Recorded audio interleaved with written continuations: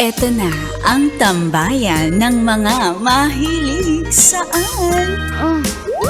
MILF, MILF, My Intimate Love and Fantasies.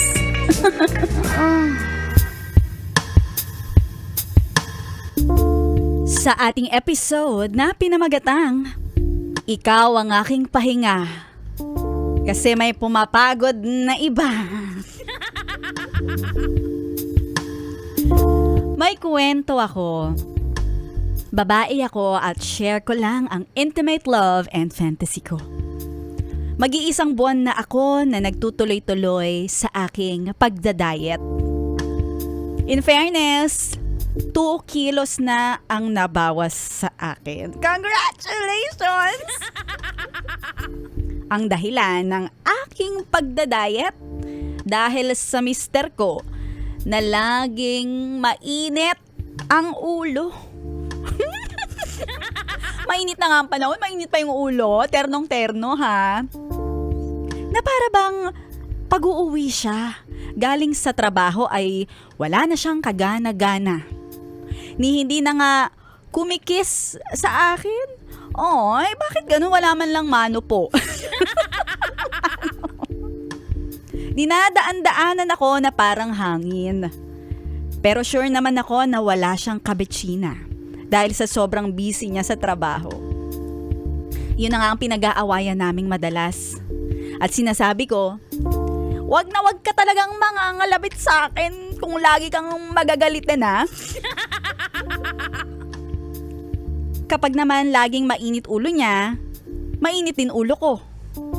Wala namang magandang nangyayari sa aming mag-asawa. Sa true ka dyan. At ayoko na nang mag-suspend ng weekend na magkaaway kami.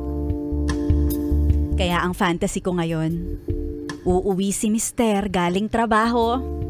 At kapag nakita niya ako, sasabihin niya, "Uy, ang sexy naman yung asawa ko. Pakis nga." Ang hirap mag-diet ah. Diyos ko. Grabe na yung paghihirap at pagdurusa ko. Pero kung ang kapalit ay magandang pagsasama namin, sige, titiisin ko.